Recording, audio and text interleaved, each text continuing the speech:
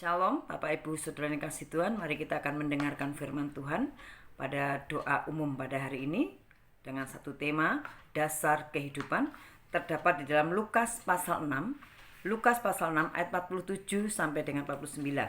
Kita akan membaca Lukas pasal 6 46 sampai 49. Mengapa kamu berseru kepadaku Tuhan, Tuhan, padahal kamu tidak melakukan apa yang aku katakan? Setiap orang yang datang kepadaku dan mendengarkan perkataanku serta melakukannya, aku akan menyatakan kepadamu dengan siapa ia dapat disamakan. Ia sama dengan seorang yang mendirikan rumah. Orang itu menggali dalam-dalam dan meletakkan dasarnya di atas batu. Ketika datang air bah dan banjir melanda rumah itu tidak dapat digoyahkan karena rumah itu kokoh dibangun. Akan tetapi barang siapa mendengar perkataanku tetapi tidak melakukannya, ia sama dengan seorang yang mendirikan rumah di atas tanah tanpa dasar. Ketika banjir melandanya, rumah itu segera rubuh dan hebatlah kerusakannya. Jadi orang yang mendengar firman dan melakukan, dia di sana dikatakan dia adalah orang yang kuat, orang yang akan bertahan sampai pada akhirnya. Nah, Bapak Ibu yang kasih Tuhan, poin daripada perikop ini adalah mendengar dan melakukan firman. Itu poin yang penting yang perlu kita garis bawahi, mendengar dan melakukan firman. Ayat 46 itu adalah merupakan peringatan bagi kita. Apakah artinya kita berseru-seru pada Tuhan, berdoa kepada Tuhan, beribadah kepada Tuhan, tetapi kita hanya secara fisik atau lahiriah. Artinya kita hanya datang berdoa tapi tidak melakukan firman Tuhan, tidak ada ketaatan melakukan firman Tuhan. Itu sama dengan tidak ada, artinya kosong. Dikatakan dalam Matius 7 ayat 21-23 sebagai pembuat kejahatan. Kita baca Matius 7 ayat 21 sampai 23. Bukan setiap orang yang berseru kepadaku Tuhan, Tuhan akan masuk ke dalam kerajaan surga, melainkan dia yang melakukan kehendak Bapakku yang di surga. Pada hari terakhir banyak orang akan berseru kepadaku Tuhan, Tuhan, bukankah kami bernubuat demi namamu dan mengusir setan demi namamu dan mengadakan banyak mujizat demi namamu juga? Pada waktu itulah aku akan berterus terang kepada mereka dan berkata, aku tidak pernah mengenal kamu, enyahlah daripadaku, kamu sekalian pembuat kejahatan. Jadi orang yang tidak melakukan firman, tidak mendengar dan melakukan firman, sama dengan orang yang tidak melakukan kehendak Allah, dan sama dikatakan sebagai pembuat kejahatan. Dan pasti Tuhan akan menolak, kita tidak akan mencapai sasaran kita. Nah, dari pasal ini kita akan belajar apakah dasar kehidupan kita saat ini mampu untuk mencapai pada kekekalan. Yang pertama adalah datang kepada Tuhan. Yang pertama datang kepada Tuhan, itu percaya kepada Tuhan Yesus Kristus.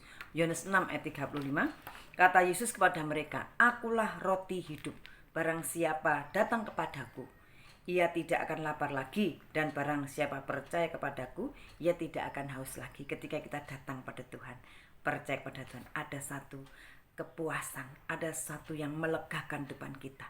Ya, ada kelimpahan dikatakan, ada jaminan.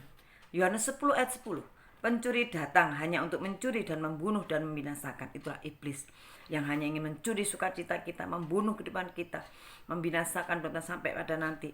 Tetapi ayat selanjutnya, aku datang, Yesus datang, supaya mereka mempunyai hidup dan mempunyainya dalam segala kelimpahan. Mempunyai hidup, ada semangat ketika di dunia ini, ada kekuatan, bahkan dalam segala kelimpahan sampai nanti kehidupan kekal. Ketika kita sudah mati, kehidupan kekal menjadi milik kita, kelimpahan.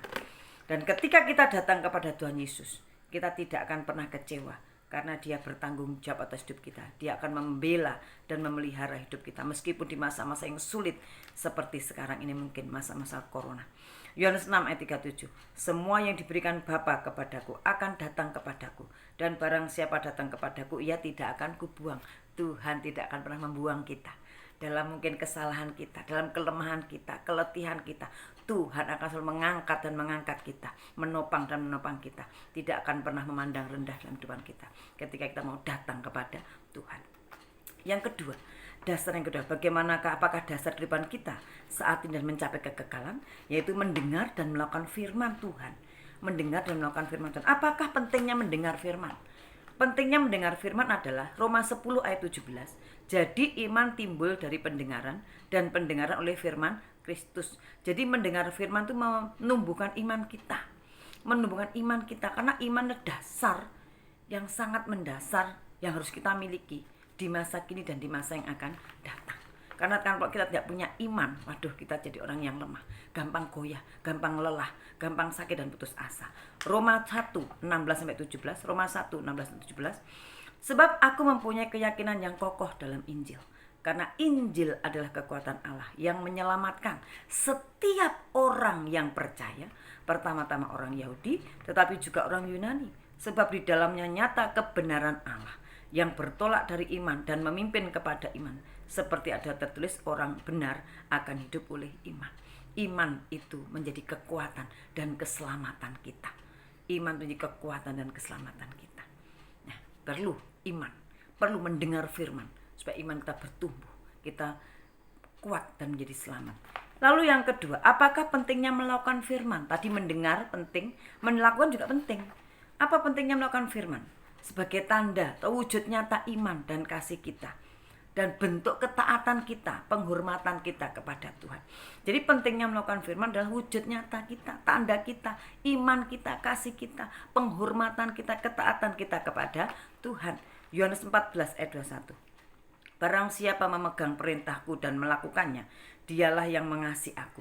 Dan barang siapa mengasihi aku, ia akan dikasihi Bapa-Ku, dan aku pun akan mengasihi dia, dan akan menyatakan diriku kepadanya. Jadi orang yang mengasihi Tuhan adalah orang yang melakukan firman Tuhan. Tanda mengasihi Tuhan, menghormati Tuhan. Pribadi yang kita sembah, kita hormati, jangan cara kita melakukan firman. Contohnya siapa? Abraham. Bagaimana Abraham harus mempersembahkan Ishak. Dia percaya, dia taat, dia menghormati Tuhan. Makanya dia melakukan, walaupun itu sakit dia lakukan. Anak satu-satunya, harta terindah dalam hidupnya. Tetapi Abraham taat melakukan sebagai tanda kasihnya, imannya, penghormatannya, ketaatannya kepada Tuhan. Dan apa yang didapatkan Abraham tidak pernah kecewa. Malah Abraham diberkati oleh Tuhan sesuai dengan janjinya. Yang kedua, apa pentingnya melakukan firman? Yaitu supaya kita tidak tersandung. Supaya kita tidak tersandung. Kalau di dalam bahasa Indonesia masa kini, supaya kita tidak murtad. Lalu dikatakan dalam IMB, Indonesia Modern Bible, supaya kita tidak kecewa dan menolak Tuhan. Lalu dalam terjemahan Sederhana Indonesia edisi 24, gagal, supaya kita tidak gagal mencapai tujuan surgawi. Supaya kita tidak gagal mencapai tujuan surgawi. Dalam versi modern mudah dibaca, versi mudah dibaca, tidak akan pernah jatuh. Tidak akan pernah jatuh. Kita tidak mempermalukan Tuhan. Di dalam 2 Petrus 1 ayat 10. 2 Petrus 1 ayat 10. Karena itu saudara-saudaraku, berusahalah sungguh-sungguh supaya panggilan dan pilihanmu makin teguh. Sebab jikalau kamu melakukannya, kamu tidak akan pernah tersandung, tidak akan pernah kecewa. Kita tidak akan gagal mencapai tujuan surgawi. Kita tidak akan pernah jatuh. Kita tidak akan pernah murtad, tetapi kita akan terus percaya pada Tuhan sampai kita mendapatkan janjinya pada Tuhan. Janji Tuhan. Contoh Saul gagal karena dia mendengar firman dan tidak melakukan. Yudas Iskariot gagal hanya mendengar tidak melakukan. Biarlah kita jadi bukan orang gagal. Mari kita memiliki dasar kehidupan yang kuat, yaitu percaya pada Tuhan Yesus, mendengar firman-Nya dan melakukan firman-Nya. Maka kita menjadi orang yang kuat selama kita di dunia ini, kita akan diselamatkan. Dan sampai nanti kita mencapai sasaran ibadah kita, di mana Tuhan itu ada di sorga.